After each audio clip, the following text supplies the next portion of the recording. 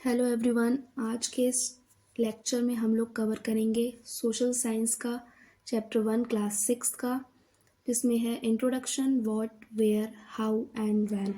इस चैप्टर में हम लोग पढ़ेंगे कि कैसे हम लोग अपने पास्ट के बारे में जान सकते हैं, हज़ारों साल पहले क्या चीज़ें हुई हैं। और इसमें जैसा आप लोग देख सकते हैं, एक लड़की रशीदा ने इसमें क्वेश्चन पूछा है कि क्या कोई इतने सालों पहले क्या हुआ उसके बारे में जान सकता है। तो वही चीज़ हम लोग इस चैप्टर में आगे कवर करेंगे। तो चलो हम लोग इसको फाइंड आउट करते हैं। तो what can we know about the past. हम लोग अपने पास्ट के बारे में क्या क्या चीज़ें जान सकते हैं, जैसे कि काफ़ी चीज़ों के बारे में जान सकते हैं कि पहले के लोग क्या खाते थे, किस तरीके से वो लोग कपड़े पहनते थे, किस प्रकार के घरों में वो लोग रहते थे और कैसा उनका जीवन व्यतीत हो रहा था। जैसे कि हंटर्स कैसे रहते थे, herders, farmers, rulers, merchants, priest, craft person, artist, musicians and scientist. इन सबके जीवन अलग अलग थे, वो किस प्रकार से जीते थे। We can also find out about the games children played, the stories they heard, the plays they saw, the songs they sang। इन सब चीज़ों के बारे में हम लोग जान सकते हैं। इसके बाद वेयर डिड पीपल लिव। पहले लोग कहाँ पर रहते थे। जो नर्मदा रिवर है आज के मध्य प्रदेश में, उस नदी के जो किनारे पे लोग काफ़ी हज़ारों सालों तक रहे वहाँ पर। और जो वो लोग थे वो स्किल्ड गैदरर्स थे। वो जानते थे अपने फूड को गैदर करना, कहाँ से चीज़ें लानी हैं, क्या चीज़ें वो खा सकते हैं। उनको काफ़ी नॉलेज थी अपने सराउंडिंग्स, जो फॉरेस्ट हैं, वहाँ के जो प्लांट्स हैं, और साथ ही साथ में वो लोग एनिमल हंटिंग भी करते थे।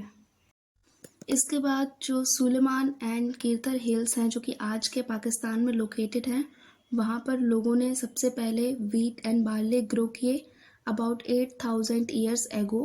और उसके साथ ही साथ में एनिमल रेयरिंग भी स्टार्ट की, जैसे कि sheep, goat and cattle rearing. और गांव में रहना भी उसी समय पर उन लोगों ने स्टार्ट कर दिया था। गारो हिल्स जो आज के मेघालय में, और विंध्यास रेंज जो आज के मध्य प्रदेश में लोकेटेड है, ये कुछ एरियाज़ हैं जहाँ पर सबसे पहले एग्रीकल्चर डेवलप्ड हुआ था। सबसे पहले राइस ग्रो किए गए थे विंध्यास के नॉर्थ में। अबाउट 4,700 ईयर्स एगो कुछ अर्लीस्ट सिटीज़ थी जो कि फ्लरिश्ड कर रही थी इंडस रिवर के किनारे पर। और लगभग 2,500 साल पहले गंगा नदी के किनारे पर भी कुछ सिटीज़ डेवलप्ड हुई थी। उसी गंगा नदी के किनारे एक लार्ज किंगडम सेटअप हुआ था जिसको मगध के नाम से जाना जाता है, जो कि आज के बिहार स्टेट में सिचुएटेड था। Throughout people travelled from one part of the subcontinent to another.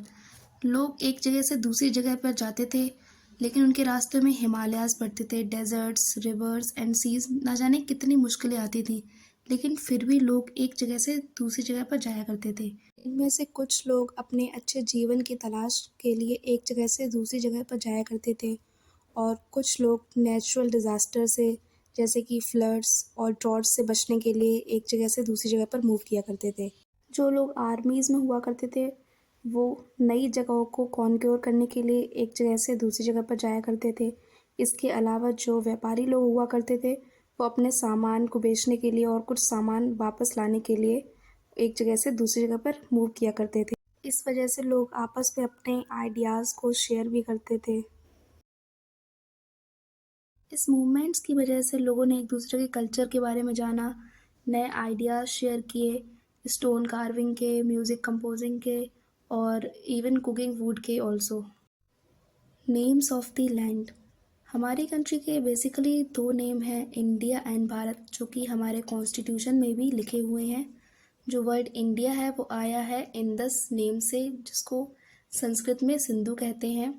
Indus river के जो नॉर्थ वेस्ट इलाके में ईरानियंस और ग्रीक्स रहा करते थे, वो इंडस से काफ़ी फेमिलियर थे, इस वजह से वो इसको हिंडोज़ या फिर इंडोज़ के नाम से बुलाया करते थे। इस वजह से इंडस रिवर के जो ईस्ट वाला पार्ट था उसको वो इंडिया के नाम से बुलाने लगे थे। और भारत नाम ऋग्वेद के अकॉर्डिंग एक ग्रुप ऑफ पीपल जो नॉर्थ वेस्ट के इलाके में रहा करते थे उनको कहा जाता था, और बाद में भारत पूरे देश का नाम पड़ गया था। Finding out about the past. कई सारे वेज हैं हमारे पास्ट को फाइंड आउट करने के लिए, जिसमें से एक है read books that were written long ago. जो बुक्स काफ़ी लंबे समय पहले लिखी हुई हैं, उनको अगर हम लोग पढ़ेंगे तो हम लोग को अपने पास्ट के बारे में पता चलेगा। जिनमें मनुस्क्रिप्ट्स होते हैं, जिसका मतलब होता है कि हैंड रिटन बुक्स, जो कि यूजुअली लिखे जाते थे पाम लीफ के ऊपर और साथ ही साथ में जो ट्री का जो बार्क होता है उसके ऊपर। जिनमें से कुछ स्क्रिप्ट्स डिस्ट्रॉय हो चुके हैं और उनमें से सिर्फ थोड़े से ही बचे हैं जो कि प्रिजर्व हैं टेम्पल्स और मोनेस्ट्रीज में। इन बुक्स के अंदर सारे सब्जेक्ट्स के बारे में बात की गई है, जैसे कि religious beliefs and practices, the lives of kings, medicine and science. इसके अलावा हम लोग इंस्क्रिप्शन से भी अपने पास्ट के बारे में जान सकते हैं। जो लोग पुराने ऑब्जेक्ट्स की स्टडी करते हैं उन लोगों को आर्कियोलॉजिस्ट कहते हैं। ये लोग स्टडी करते हैं पुरानी बिल्डिंग्स के जो रिमेन्स होते हैं उसकी, stone and brick, paintings and sculpture. इसके अलावा वो एनिमल्स की, बर्ड्स एंड फिश की बोन्स को भी देखते हैं और इस बारे में फाइंड आउट करते हैं कि पहले के लोग क्या खाते थे। सोर्स का मतलब है इन्फॉर्मेशन जो कि हम लोग को मिलती है मनुस्क्रिप्ट से, इंस्क्रिप्शन से और आर्कियोलॉजी, और कोई भी चीज़ जिससे हम लोग को पास्ट के बारे में इन्फॉर्मेशन मिलती है उसी को हम लोग सोर्स कहते हैं। वन पास्ट और मैनी, इसका मतलब यह है कि जो डिफरेंट ग्रुप्स ऑफ पीपल थे उनका पास्ट अलग था, जैसे कि हर्डर्स और फार्मर्स था उनका पास्ट अलग था, किंग्स एंड क्वींस का अलग था, और जो मर्चेंट्स और क्राफ्ट्स पर्सन थे उनका पास्ट अलग था।